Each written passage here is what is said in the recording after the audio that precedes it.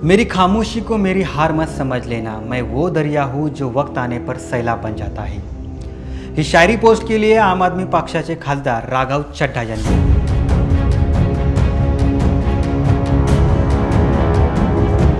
सध्या आम आदमी पार्टी आणि राघव चड्ढा यांच्यामध्ये काहीतरी बिनसल्याचं चित्र आहे। कारण आम आदमी पार्टीने राज्यसभेतील डेप्युटी पदावरून यांना हटवण्याची आता मागणी केली आहे।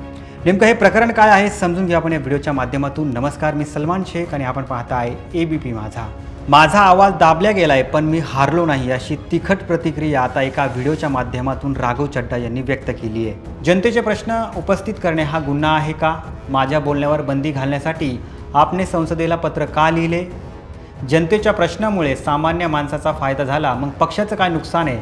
असे अनेक प्रश्न राघव चड्ढा यांनी यावेळी विचारलेले आहेत। आता तुम्हाला प्रश्न पडला असेल की राघव चड्ढा हे आम आदमी पक्षाचे खासदार आहेत आणि त्यांच्याच पक्षाने नेमकं त्यांच्यावरती कारवाई का केली? तर मिळालेल्या माहितीनुसार राघव चड्ढा संसदेत एअरपोर्टवरील महागडा चहा, डिलिव्हरी बॉयचे प्रश्न, मोबाईल रिचार्ज यासारख्या प्रश्नावरती सरकारला घेरून चर्चेत आले।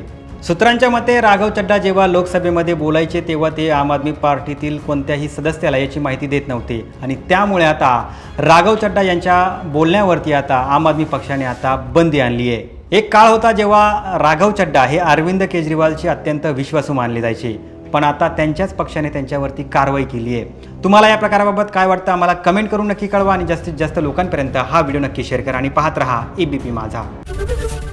एबीपी माझा, उघडा डोळे बघा नीट।